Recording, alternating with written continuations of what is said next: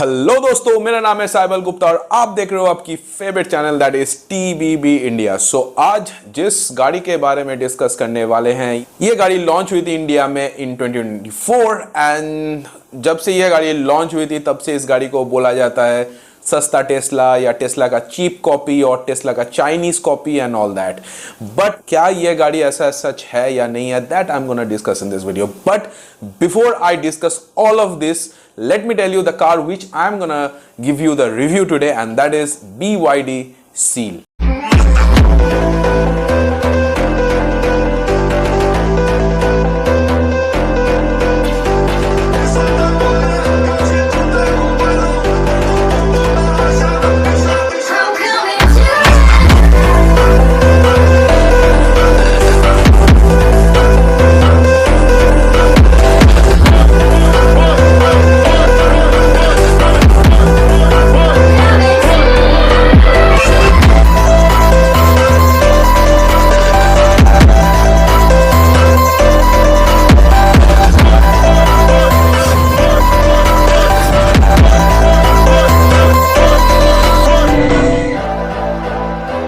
जैसा मैंने कहा था कि इसको टेस्ला का चाइनीज कॉपी बोला है, तो obviously you can understand that this company belongs to China. मुरब्बी मुरब्बी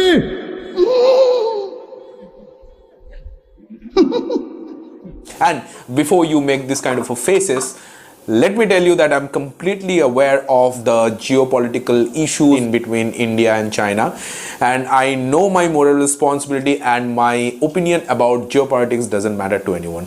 Just to tell you that this car company is right now operating in India, so it is my moral responsibility to give the review of any car which is available right now in India to you and without being biased. अगर कुछ चीज खराब है तो खराब है, अगर कुछ चीज अच्छा है तो that also I have to discuss on this particular video.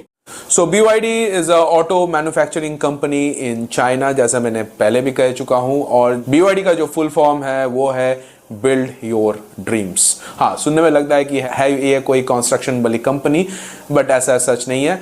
BYD का मेन जो बिजनेस है वो है battery manufacturing, and not only that, it's ये कोई छोटा मोटा बैटरी मैन्युफैक्चरिंग कंपनी नहीं है, it's a very big company. And इसका जो बैटरी पैक यूज किया जाता है मर्सिडीज जैसी लग्जरी गाड़ियों में भी, and not only that, BYD का जो ब्लेड टेक्नोलॉजी है वो यूज किया जाता है रिसेंटली लॉन्च्ड महिंद्रा का, that is BE6 and XEV9A में भी।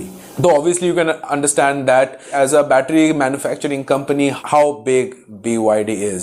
सिर्फ मर्सिडीज और महिंद्रा क्यों, बहुत सारे ऐसे EV कार्स में भी BYD का बैटरी पैक और बैटरी यूज होती है। BYD सिर्फ दूसरों को ही बैटरी सोर्स नहीं करती है, BYD खुद भी एक ऑटोमोबाइल कंपनी है, एंड इसको एक्चुअली टेस्ला के साथ ऑलवेज कंपेयर किया जाता है। बट अगर मैं ग्लोबली में बात करूंगा तो in terms of sales Tesla को भी ये कंपनी पीछे छोड़ देती है, क्योंकि इस गाड़ी का जो इनोवेशन है, इस गाड़ी का जो टेक्नोलॉजी है और इस गाड़ी का जो रिलायबिलिटी है, ये टेस्ला से कुछ मामलों में बहुत ज्यादा है। बट दुनिया में बोलबाला है तो इसका मतलब इंडिया में भी चलेगा, ऐसा सच नहीं है, क्योंकि Indian buyers are completely volatile. जैसा मैंने पहले भी कह चुका हूं कि गोलगप्पे से लेकर गाड़ी तक इंडियन बायर्स को चाहिए कुछ एक्स्ट्रा। बट क्या ये एक्स्ट्रा इस गाड़ी में है और नहीं है, that I am gonna discuss in this particular video. And not only that, the most important thing or the vital thing, that how is this car in terms of driving. Okay, so that also I'm going to discuss in this particular video. So what are you waiting for? So please enjoy the rest of the video. And please subscribe this channel, that is TBB India, and hit the bell icon so that you will get the latest notification. And not only that, you can contact with me in my Facebook page, you can contact with me Instagram also, and that is also TBB India. Hello everyone, so hope you are doing absolutely well. So जो गाड़ी आज मैं चला रहा हूँ वो है BYD Seal। सो अभी तक तो आपको पता चल ही गया होगा कि this is an electric car. So this car is having total 3 variants: dynamic range, premium range and performance. So जो गाड़ी अभी मैं चला रहा हूँ वो है performance, which is the top end variant. अगर मैं बात करूँगा इस वीडियो पे कौन सी चीज़ की, सो पहला बात है कि इस गाड़ी को बोला जाता है कि सस्ता टेस्ला और टेस्ला का कॉपी और चाइनीज़ वर्जन ऑफ टेस्ला। क्या ये ऐसा है? and how this car is different from other EV cars available right now in India, and what is the future of this company in India. And definitely I will gonna discuss all of this, and most importantly whether you should buy this car in 2025 and onwards or not, and how's the car in terms of driving. सो सारे questions है, and इस एक ही video पे मैं बोलूँगा, हाँ of course इसी एक ही वीडियो पे मैं आपको एक डिटेल्ड रिव्यू दे दूँगा इस गाड़ी के बारे में. एंड ऑफ कोर्स इस गाड़ी की हूँ, बहुत सारे ऐसे गाड़ियों का जो मैंने रिव्यू ऑलरेडी मैंने दे चुका हूँ मेरे इस चैनल पे. एंड नॉट ओनली दैट, आपको आगे बहुत सारे गाड़ियों का जो रिव्यू है आगे मिलने वाला है इसी चैनल पे. And for that you need to subscribe this channel, that is TBB India, and hit the bell icon so that you will get the earliest notification. So now start करते हैं इस गाड़ी के पावर फिगर के साथ. This car is having 82.56 kilowatt hour of lithium ion battery pack, which is producing 523 bhp of maximum power and 670 newton meter of maximum torque. So this car can achieve 0 to 100 km/h at just 3.8 seconds. But अभी जो फिलहाल traffic अभी देख रहे हो कोलकाता पे, तो obviously is not possible for me to test the 0 to 100 वाला thing. It is not recommendable also to do this kind of tests in this particular public road and all that. Okay, चाहे किसी भी time हो, night time हो, day time हो, और किसी भी टाइम में हो, आपको ऐसे करके पब्लिक रोड पे ऐसे करके कोई भी टेस्ट जिसमें आपको स्पीड को या ब्रेक को मेजर किया जाता है, ऐसा नहीं करना चाहिए. ओके, सो ये तो था एक मोटा मोटा power figure for seal. And अगर मैं बात करूँगा dynamic and premium version of this particular car को, तो आप ऑफ कोर्स आपको कॉम्प्रोमाइज़ करना पड़ेगा battery pack, power figure and range पे. एंड नॉट ओनली दैट, वो जो दोनों जो वर्जन है डायनामिक एंड प्रीमियम, वो गाड़ी एक्चुअली में प्राइस वाइज हो एक्चुअली जो टॉप एंड से थोड़ा सा नीचे ही है. तो of course it is self explanatory. So first thing I will talk about the design language. So लोग इसको बोलते हैं टेस्ला का कॉपी. सो देखिए, प्राइस वाइज अगर मैं बात करने जाऊँगा तो कोई भी एंगल से, सिर्फ प्राइस क्यों, एक्चुअली डिज़ाइन लैंग्वेज के भी हिसाब से आपको कोई भी एंगल से इस गाड़ी को आपको टेस्ला का कॉपी तो नहीं लगता है. First let me tell you that, क्योंकि अगर मैं प्राइस वाइज बोलूँगा तो दोनों गाड़ी का एक्चुअली जो प्राइस है लगभग सेम है.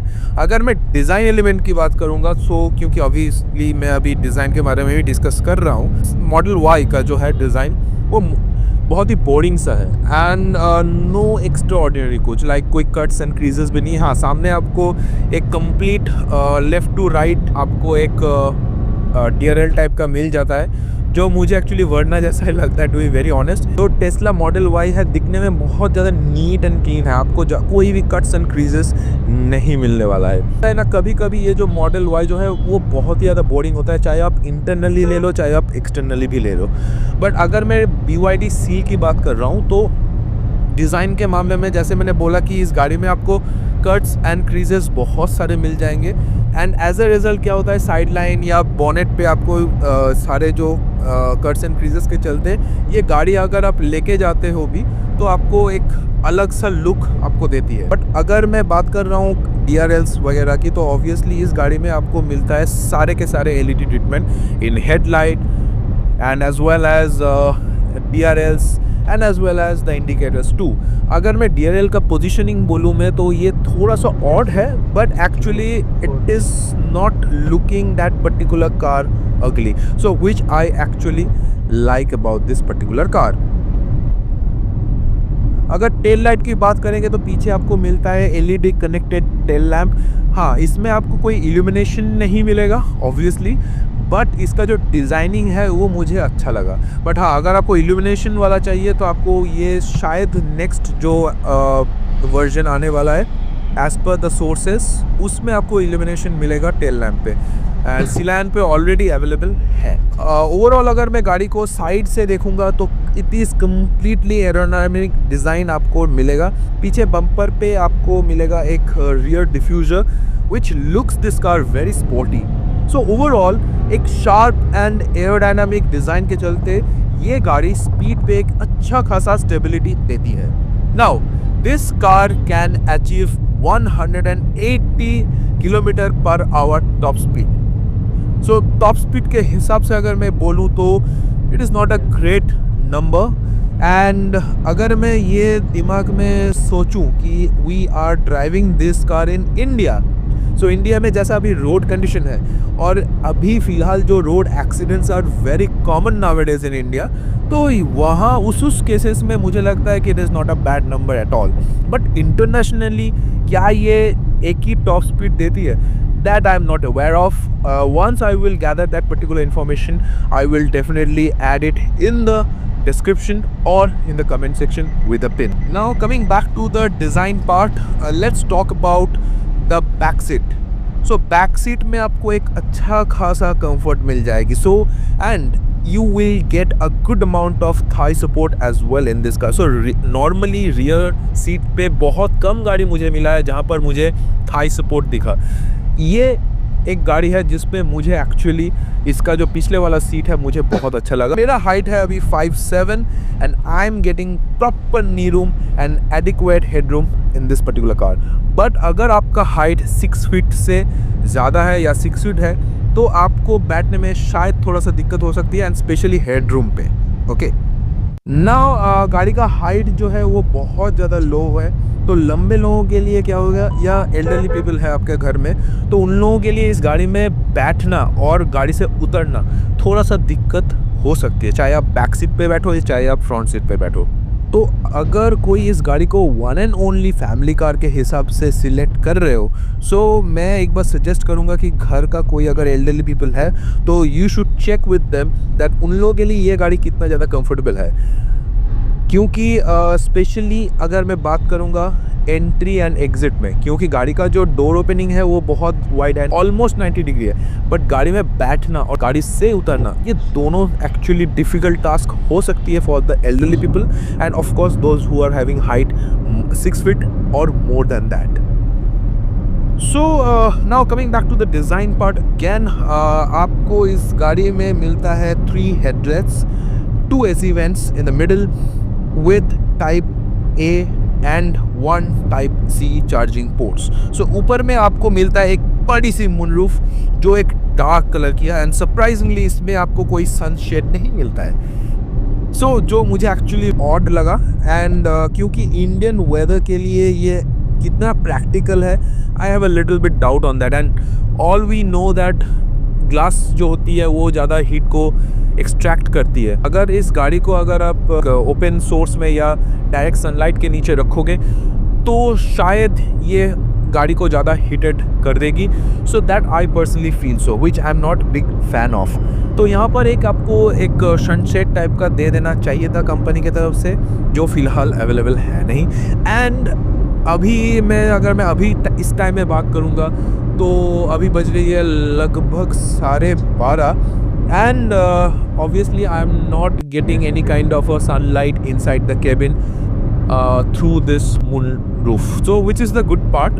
तो उस टाइप का एक्चुअली पिच ब्लैक मिल जाता है, बट ओवरऑल मैं बोलूँगा कि एक सनशेड हो जाती तो अच्छा होता to cover up the heat to some extent. Now overall आपको इस गाड़ी में, जैसे मैंने बोला, एक पिच ब्लैक मूनरूफ मिलती है, एंड ब्लैक इंटीरियर के चलते इस गाड़ी आपको थोड़ा सा क्लॉस्ट्रोफोबिक फील हो सकती है। सो बार बार मैं ये बोलूँगा कि अगर आप इसको as a one and only family car के तरह सिलेक्ट कर रहे हो तो please think this small things so that आप देख सकोगे कि ये गाड़ी कितना आपके लिए बेनिफिशियल है या नहीं है। सो मुझे लगता है कि इंटीरियर में अगर कुछ और लाइटर कलर ऑप्शन दे देता BYD की तरफ से तो ये ज़्यादा अच्छा होता एंड प्रैक्टिकल भी होता। नाउ अगर फ्रंट सीट्स की बात करेंगे तो just like the rear seats, under Thai support आपको एक अच्छा खासा मिल जाएगा। इवन आपको एक स्कूप्ड आउट सीट्स भी मिल जाती है। सो एज ए रिजल्ट क्या होता है, आपको ड्राइविंग के टाइम में एक स्पोर्टी फील देती है। So not only that, aesthetically तो ऑब्वियसली ये गाड़ी अच्छा लगती भी है, इसका अपहोल्स्ट्री जो सीट का है बहुत अच्छा है। बट अगर मैं प्रैक्टिकलिटी की बात करूँगा तो हार्ड कॉर्नरिंग पे या तो हाई स्पीड पे या हार्ड ब्रेक के टाइम में ये जो है अच्छा खासा आपको स्टेबिलिटी देगी। But again I am saying that drive responsibly and ऐसे हार्ड कॉर्नरिंग करने का ज़रूरत भी नहीं है, क्योंकि अभी जो नंबर ऑफ़ एक्सीडेंट्स बहुत ज़्यादा बढ़ गए हैं इंडिया में, so which I am not recommending, but still ये मेरा बोलना काम है. So as a result I am actually saying that, but don't try to test this at least in this kind of a roads right now which I am in. So to extra comfort in the journey, आपको इस गाड़ी में ventilated options भी मिल जाते हैं front seats पे. तो अभी तो सभी कुछ मैंने बोल दिया है, सो और क्या बाकी रह गया. हाँ, steering wheel. So steering wheel is also very good to hold and obviously एक लेदर रैप्ड रहता है. अगर मैं बटन वगैरह की बात करूँगा, सो बटन वगैरह इज़ ऑल्सो वेरी गुड. एक टेक्टाइल वाला फील देती है while I am pressing this buttons, and of course it's good also and good responsive also. So सामने पे आपको मिलता है एक 15.6 इंच का एक rotatable infotainment display with Android Auto and Apple CarPlay. So सामने में ऐसा फील होता है कि एक बड़ी सी आईपैड रख दिया गया है. So obviously the touch response is too good. And in addition to it आपको सामने मिलता है 10.25 इंच का एक speedo console, and of course you will get all sort of information while doing journeys. Now पहले जो BYD Atto 3 जब मैंने चलाया था उस टाइम में मैंने बोला था कि सामने जो है स्पीडो कंसोल जो है मुझे खास अच्छा नहीं लगा, क्योंकि that time I was telling कि जो स्पीडो कंसोल BYD Atto में मिलता था और है, तो वो दिखने में पुराना जैसे चाइनीज़ फ़ोन का जो इंटरफेस नहीं होता था, सो उसके जैसा दिखता था. But right now they have change the speedo console, so actually which I am feeling very good after looking this kind of a transformation in BYD. So ये तो है कि BYD is listening to the customers and they are really working on it. So ये जब ये company छोटी छोटी चीज़ों के ऊपर ध्यान देती है तो that is a good part for a company.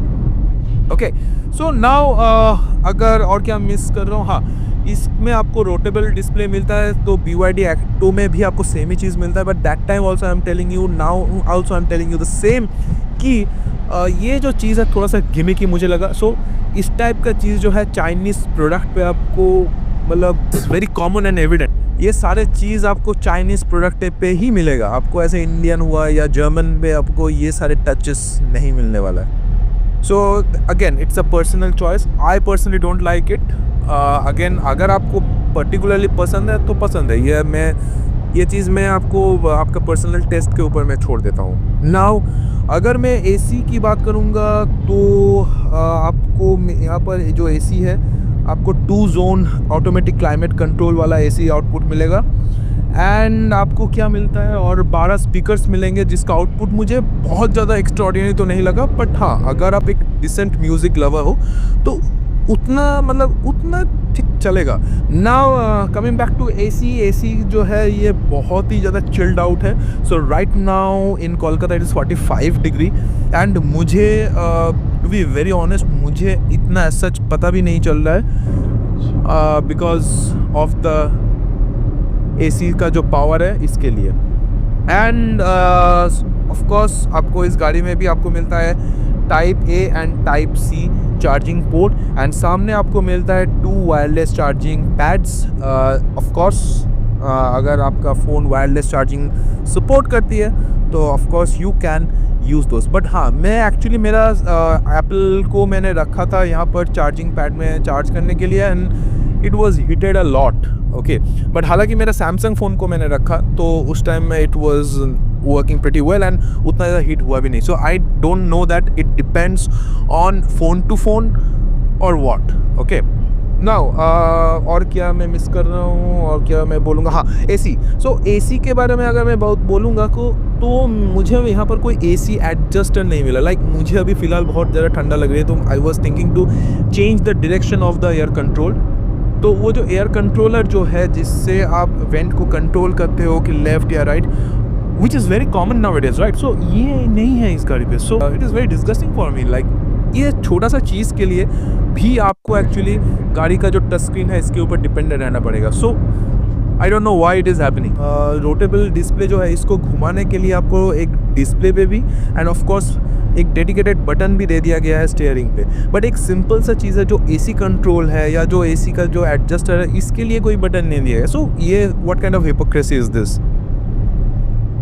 Democracy की भी सीमा होती है।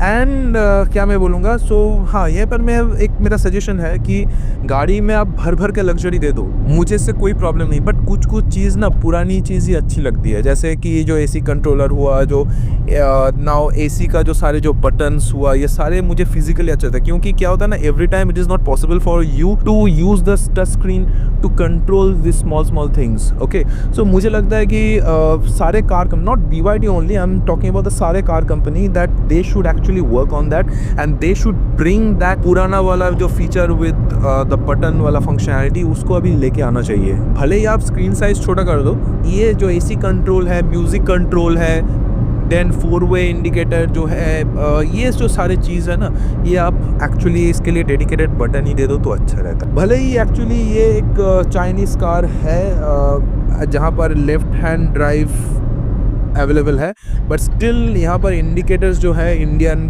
के लिए राइट साइड में ही दे दिया गया है, सारे जो इंडिकेटर्स का कंट्रोल। सो देखिए, जो चीज़ अच्छा है वो अच्छा है, वो चीज़ हम लोग ऑब्वियसली एड्रेस करेंगे, बट वो चीज़ का भी कंप्लेन हम लोग ज़रूर करेंगे जो चीज़ बुरी है इस कंपनी के लिए और कोई भी कार के लिए।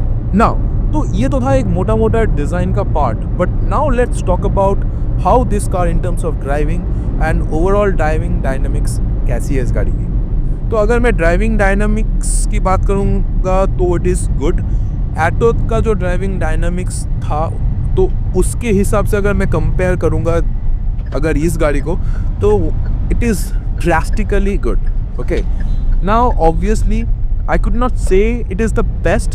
First thing, once I entered to the car, the visibility I need to notice. So the visibility through the ORVM and IRVM is good. Sedan car का जो visibility है कार के अंदर से बैठ के वो उतना ज़्यादा होता नहीं है, but surprisingly BYD seal के साथ ऐसा as such नहीं है।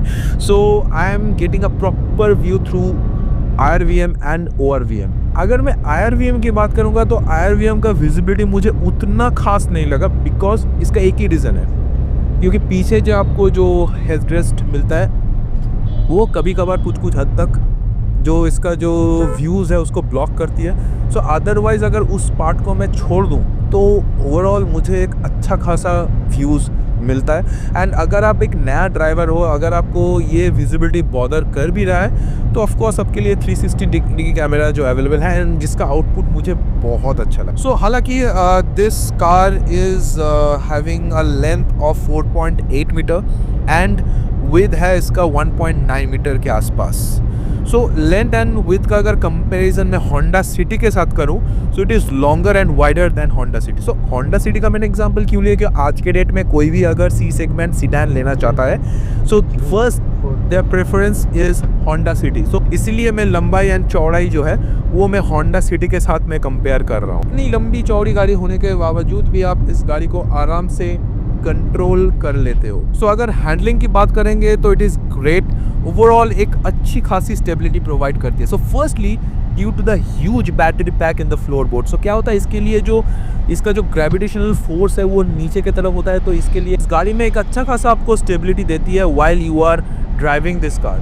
And second reason is that इस गाड़ी का जो सेंटर ऑफ ग्रेविटी है वो बहुत अच्छे से इसको बैलेंस किया गया है। सो इसीलिए क्या होता है कि गाड़ी में आपको एक अच्छा खासा स्टेबिलिटी देती है while you are driving this car. इस पे आपको डिफरेंट ड्राइविंग मोड्स मिलते हैं, but again you need to change it using the touch screen.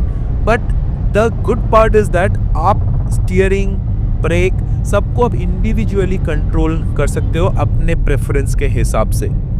अगर मैं ब्रेक का बात करूंगा तो brake is absolutely spot on. अगर मैं राइड क्वालिटी की बात करूंगा तो this is a sedan car, so obviously झटके वगैरह आपको महसूस होती है होगा, क्योंकि नीचे आपको एक बहुत बड़ी सी फ्लोर बोर्ड पे एक बैटरी पैक रखा हुआ है इसीलिए। बट इसका जो सस्पेंशन है बहुत हद तक इसको झेल लेती है। हाँ, अगर आप शार्प पैच हुआ या कोई बड़ी सी बम्पर वगैरह जो नहीं होता है रोड पे, वो सारी चीज़ आपको महसूस होगा, बट स्टिल मैं बोलूँगा इसका सस्पेंशन बहुत अच्छा है एंड बहुत हद तक जो ये सारे जो झटके वगैरह है वो एब्जॉर्व कर लेते हैं। नाउ अगर मैं बात करूँगा एंडुलेशंस की, सस्पेंशन अगेन मैं बोलूँगा बहुत अच्छा है, इसीलिए आपको वो सारे एंडुलेशंस केबिन के अंदर महसूस नहीं होती है। मैं जो गाड़ी अभी चला रहा हूँ वो तो है टॉप एंड वेरिएंट, तो आपको बाय डिफ़ॉल्ट जैसे मैंने बोला कि आपको ऑल व्हील ड्राइव वाली ऑप्शन मिल जाती है, बट डायनामिक रेंज या प्रीमियम रेंज पे आपको एक्चुअली रियर व्हील ऑप्शन मिल जाती है।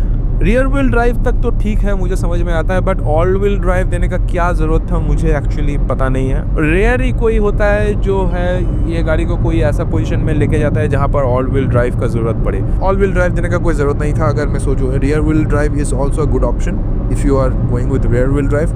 That also not a bad option at all. Tires is also playing an important role in terms of driving. So आपको इस गाड़ी में मिल जाता है 235, 45 और 19 इंच का tyre.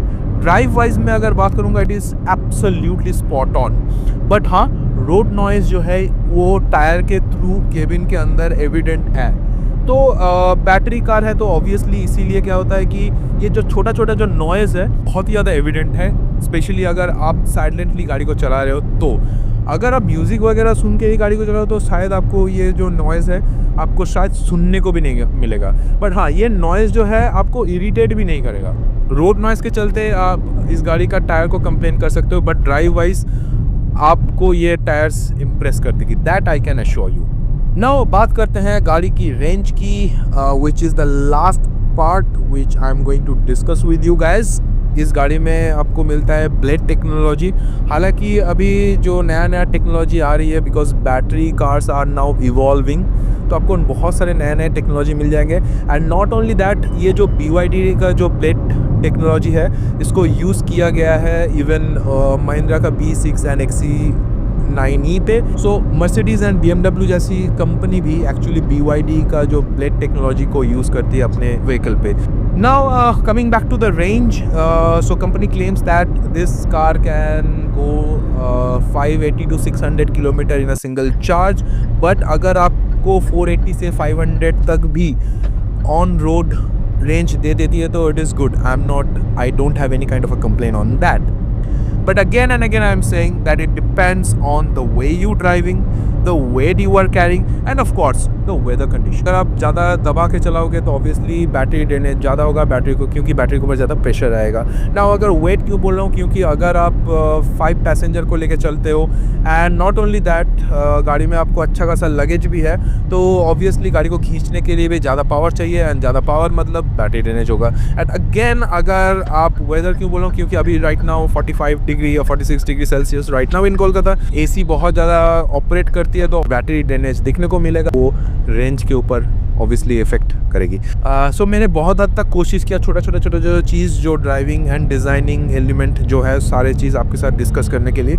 Now I will gonna tell you that whether you should buy this car in 2025 or not, and what all cars are right now available in India in competition with this particular car. So right now I'm gonna tell you that what are the cars which right now available in India to compete with this car.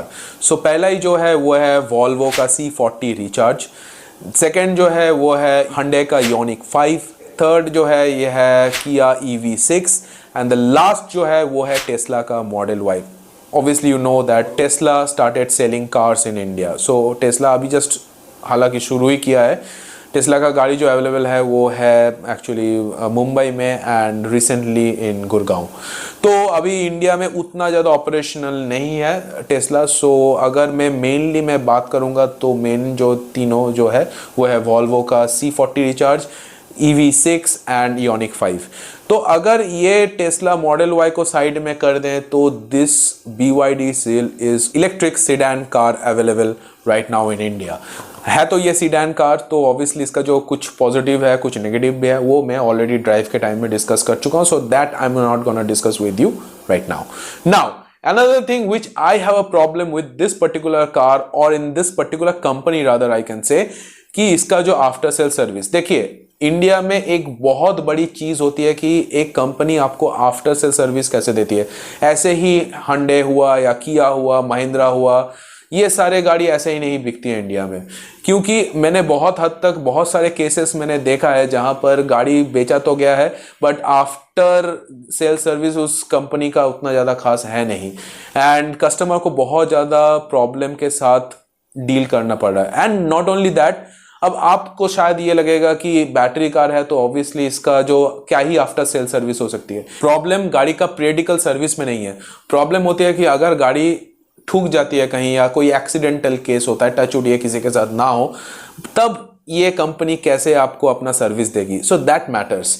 अगर ये आप सोच रहे हो कि इस गाड़ी को अगर one and only electric car के हिसाब से आप यूज़ करना चाहते हो, so let me tell you, अगर कोई एक्सीडेंटल केस होता है तो वो पार्ट्स को इंडिया में इंपोर्ट करने में एंड उस गाड़ी को कंप्लीटली रिपेयर करने में शायद आपको बहुत टाइम लग सकती है. So that is one thing which you need to bear on your mind. But अगर मैं Hyundai का बोलूँ या वॉल्वो का बोलूँ या महिंद्रा का बोलूँ, ऐसा एज सच नहीं हो सकता, क्योंकि as you all know that in each and every city आपको 2, 3 या 4 आपको शोरूम या तो सर्विस सेंटर दिख ही जाते हैं. So that matters a lot, at least in India. Third problem which I personally feel कि सर्विस सेंटर के साथ साथ इस गाड़ी का जो मार्केटिंग स्ट्रेटेजी है इंडिया में उतना ज़्यादा खास है नहीं. BYD के बारे में बहुत लोग नहीं जानते हैं, वेयर एज Hyundai हुआ या किया हुआ या महिंद्रा हुआ या मारुति हुआ, इस सब के बारे में लोगों को पता है. सो ऑब्वियसली मार्केट टीम को थोड़ा सा ज़्यादा इसके ऊपर ध्यान देना चाहिए कि क्या है ये गाड़ी, कहाँ अवेलेबल है and all that. Tier 1 city में तो ये कंपनी अवेलेबल है, बट Tier 2 में भी अगर धीरे धीरे करके अगर एक्सपैंड करता है तो इस गाड़ी के बारे में लोग और ज़्यादा अवेयर होंगे. Third thing. Now fourth thing is the sentimental value. अब आप जानते हो कि इंडिया एंड चाइना के बीच में जो टेंशन्स है, so definitely it is impacting on this particular company. क्योंकि अब लोग 7,000 का एक फ़ोन लेता है तो उसके पहले ये हर बात सोचती है कि ये एक्चुअली चाइनीज़ मैन्युफैक्चरिंग कंपनी है, तो इसका सर्विस कैसा होगा या इसका कोई डेटा का कोई इशू होगा कि नहीं होगा. डेफिनेटली एक 7,000 का फ़ोन लेने से पहले इंडियन कस्टमर ऐसा सोचती है. तो सोचो एक 50 लाख का अगर एक गाड़ी लेगा तो ये क्या सोचेगा नहीं. तो ऑब्वियसली एक सेंटिमेंटल इशू तो है. सो ये चीज़ भी इस कंपनी को एड्रेस करना पड़ेगा. तो मुझे लगता है कि इस कंपनी को और थोड़ा इंडियनिज्म देना पड़ेगा और थोड़ा सा ज़्यादा कनेक्ट होना पड़ेगा इंडियन पीपल के साथ, so that they can actually rely on this particular company. So that's all about the review of this particular car, that is BYD Seal. So क्या आप लेना चाहते हो, नहीं लेना चाहते हो, so that I'm gonna leave it up to you.